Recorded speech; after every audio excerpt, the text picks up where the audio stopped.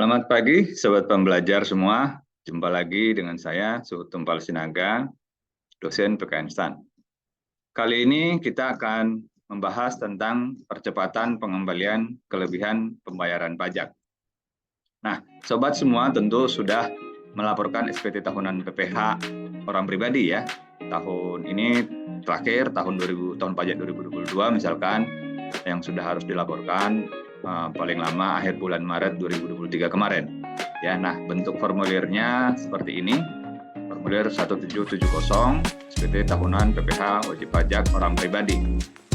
Atau bisa jadi sobat melaporkan SPT-nya dengan menggunakan formulir yang lebih sederhana, yaitu 1770S, atau yang lebih sederhana lagi, paling sederhana, yaitu 1770SS. Nah, di halaman 2 dari formulir induk 1770 ini kita bisa lihat seperti ini contohnya ya. Ini satu contoh saja, angka-angkanya ini perhitungannya simulasi. Misalkan nanti kita akan lihat ada PPh terutang ya.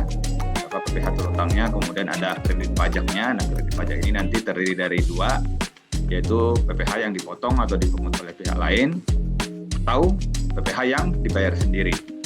Ya. Nah, apabila kredit pajaknya nanti lebih besar dari PPh terutang, maka di bagian bawah ini kurang atau lebih bayar, itu kita akan lihat angkanya negatif. Ini artinya bahwa wajib pajak kelebihan pembayaran. Nah, atas kelebihan pembayaran pajak ini, nanti wajib pajak dapat mengajukan permohonan untuk direstitusi atau dikembalikan, baik dengan menggunakan mekanisme pasal 17C yang huruf C ini, ataupun menggunakan mekanisme pasal 17D yang huruf D, gitu ya. Nah, kebetulan pas sekitar bulan Maret 2023 kemarin, itu saya berkesempatan untuk ikut membantu dalam program relawan pajak di salah satu KPP. Nah, ketika itu ada satu orang wajib pajak yang melaporkan SPT tahunan PPh-nya dengan kondisi lebih bayar, ya, dan kemudian dia bertanya apakah SPT-nya yang lebih bayar tersebut itu dapat diganti gitu atau diperbaiki demikian supaya SPT-nya jangan lagi lebih bayar gitu ya. Nah, saya kan heran, kenapa kok begitu? Kan lebih bayar kan seharusnya senang dong bisa dapat restitusi gitu ya, dapat dikembalikan uangnya.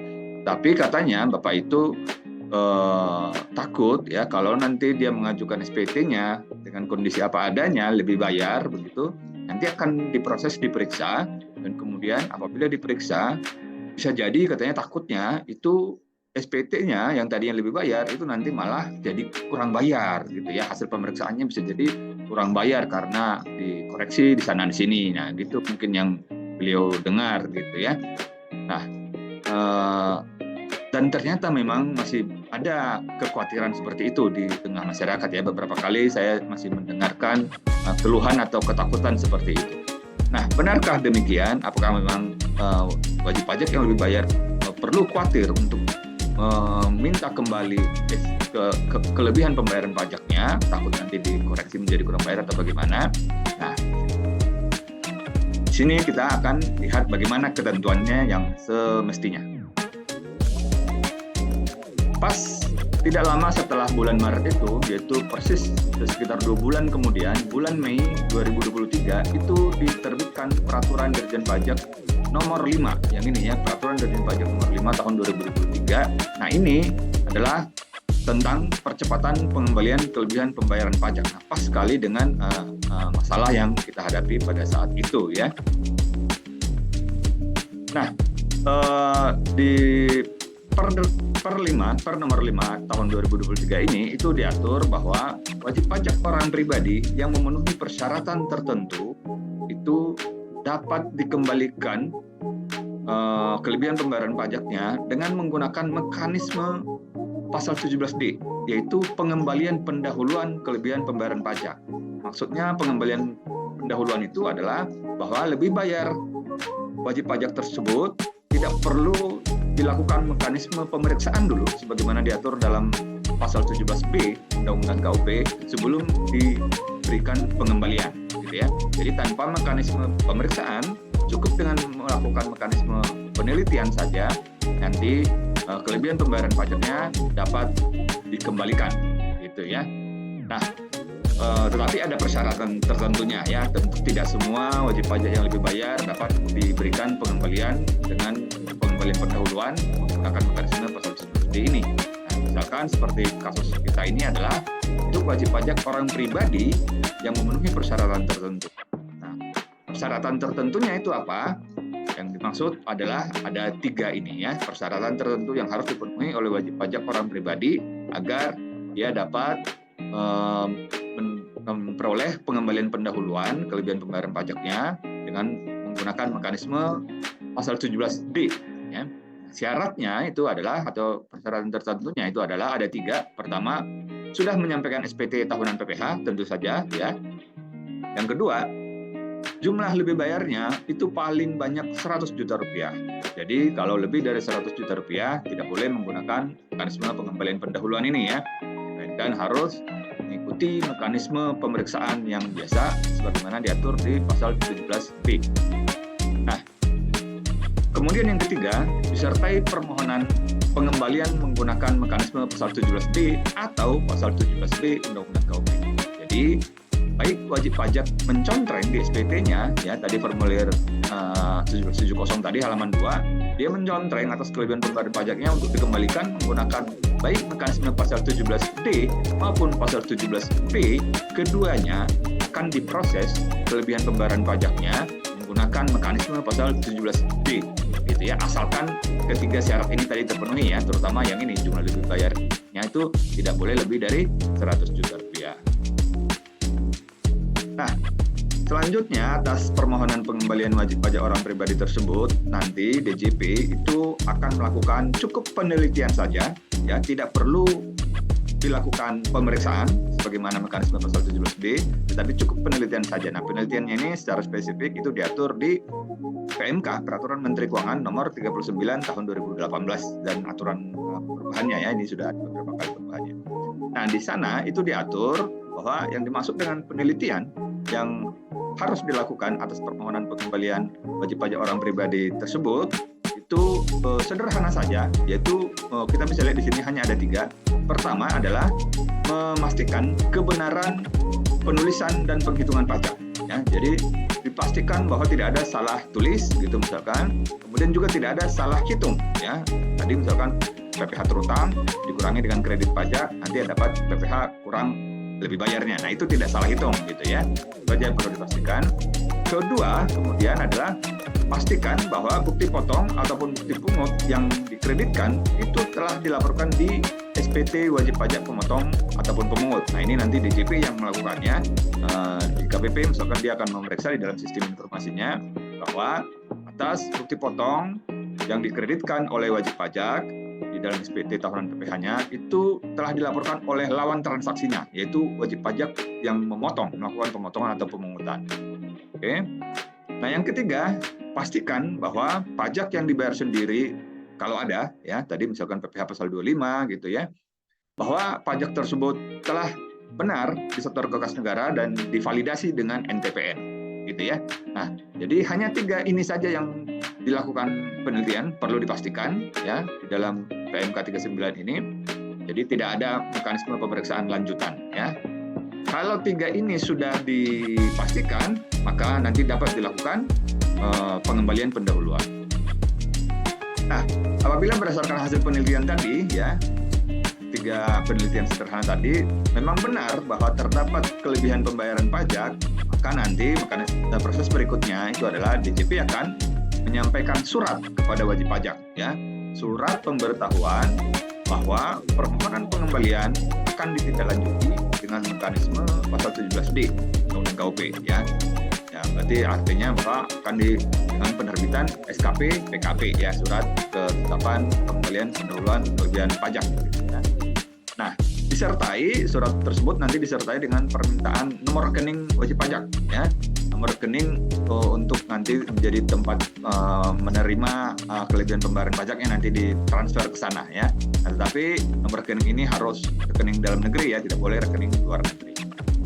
Nah, surat permohonan ini, surat pemberitahuan ini nanti akan diterbitkan oleh DJP itu paling lama 5 hari kerja sejak SPT disampaikan secara lengkap ya. Jadi cepat sekali ya, tidak lama-lama ya. 5 hari kerja paling lama sejak SPT disampaikan asalkan sudah lengkap ya. Lengkap yaitu tadi paling SPT-nya lengkap, benar, lengkap dan jelas. Kemudian lampirannya kalau ada, misalkan ada SSP atau potong kalau diperlukan itu sudah ada semua ya. Nah, paling lama 5 hari sudah akan disampaikan nih surat pemberitahuan ini. Selanjutnya DJP akan menerbitkan SKP PKP ya paling lama 15 hari kerja sejak SPT disampaikan lengkap ya. Jadi sejak SPT disampaikan lengkap paling lama 15 hari, cepat sekali ya, kurang lebih 2 minggu atau 3 minggu lah palingnya, 3 minggu kalender ya. Jadi 15 hari kerja mungkin 3 minggu kalender paling lama itu sudah langsung dapat SKP PKP-nya ya. Nah, lalu bagaimana kalau dalam hal wajib pajak yang mengajukan mekanisme pasal 17B ternyata itu tidak setuju ditindaklanjuti dengan mekanisme pasal 17D. Nah, tadi kan peraturan Dirjen Pajak nomor 5 tahun 2023 ini bilang bahwa wajib pajak yang lebih bayar dan mengajukan restitusi dengan menggunakan mekanisme baik 17B maupun 17D akan diproses dengan menggunakan mekanisme pasal 17D gitu ya. Nah, bagaimana kalau wajib pajak yang mengajukan mekanisme pasal 17B lalu akan ditindaklanjuti dengan mekanisme 17D tapi tidak setuju? Ya, meskipun agak absurd ya, agak absurd sebenarnya karena tidak ada ruginya, itu malah menguntungkan bagi wajib pajak harusnya. Cuman selama ini ada kekhawatiran bahwa kalau diproses dengan mekanisme pasal 17D, wajib pajak khawatir nanti akan menjadi objek pemeriksaan kemudian, yang mana kalau dalam hal demikian itu dapat dikenai sanksi kenaikan sebesar 100%. Nah, di sini nanti kita akan lihat peraturan Dirjen Pajak nomor 5 tahun 2023 ini pun mengatur untuk meringankan sanksi tersebut. Nanti kita akan lihat. Nah, kita lanjutkan dulu yang ini ya. Bagi wajib pajak yang mengajukan restitusi dengan menggunakan mekanisme pasal 17B dan tidak setuju untuk ditindaklanjuti dengan mekanisme pasal 17D, maka wajib pajak tersebut harus menyampaikan tanggapan atas surat pemberitahuan yang tadi ke DJP sebelum penerbitan SKP PKP. Jadi misalkan tadi surat pemberitahuan sudah disampaikan paling lama 5 hari kerja setelah SPT disampaikan lengkap. Nah, segera setelah surat tersebut diterima wajib pajak, nah wajib pajak sebaiknya segera menyampaikan ke DJP bahwa wajib pajak tersebut tidak setuju supaya mekanisme pengembaliannya menggunakan pasal 17D ya, maunya tetap menggunakan mekanisme pasal 17B. Nah, dalam hal demikian nanti DJP akan menindaklanjuti tentu saja menggunakan mekanisme pasal 17B Undang-Undang KUP, yaitu dilakukan pemeriksaan seperti biasa. Nah, dalam hal wajib pajak menyampaikan tanggapan ternyata setelah penerbitan SKP PKP dan SPNKP, jadi terlambat ya, jadi sudah dari SKP PKP paling lama 15 hari dari SPT diterima lengkap sudah harus terbit. Nah, ternyata wajib pajak menyampaikan tanggapan ini lebih dari 15 hari, jadi sudah terbit dulu SKP PKP-nya. Nah, bagaimana kalau dengan demikian? Nah, dengan demikian maka nanti atas kelebihan pembayaran wajib pajak atas SPT tahunan wajib pajak tersebut akan dilakukan pemeriksaan dengan mekanisme pasal 17B sesuai dengan keinginan wajib pajak gitu ya. Lalu bagaimana dengan SKP PKP yang sudah terlanjur diterbitkan? SKP PKP yang sudah terlanjur diterbitkan itu nanti akan diperhitungkan di dalam SKP KB kalau ada, atau SKP lah gitu, SKP dari hasil pemeriksaan menggunakan mekanisme 17B ini.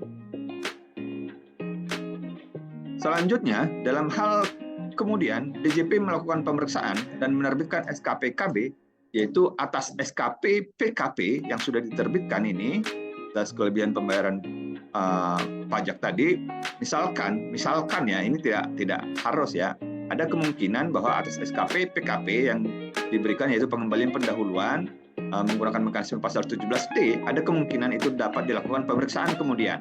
Nah, dalam hal dilakukan pemeriksaan kemudian itu, berdasarkan ketentuan Undang-Undang KUP, itu diberikan sanksi administratif berupa kenaikan 100%, yaitu ketentuan pasal 17D ayat 5 Undang-Undang KUP ya.